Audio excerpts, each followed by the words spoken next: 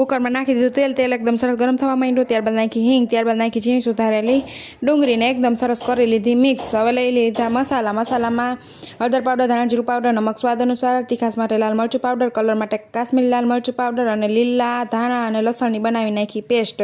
હવે ડુંગળી એકદમ સરસ પાકી ગઈ ત્યારબાદ નાખી દીધા આપણા વટાણા અને બટેટા એકદમ સરસ બટેટા સુધારીને લઈ લીધા છે।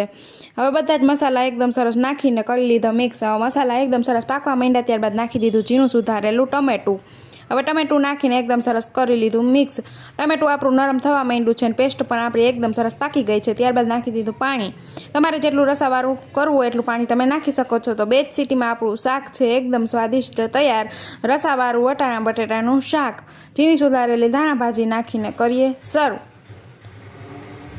વિડીયો ગમ્યો હોય તો વિડીયોને કરી દેજો લાઇક, શેર અને ચેનલમાં નવા આવ્યા હોય તો ચેનલને કરી દેજો સબસ્ક્રાઈબ।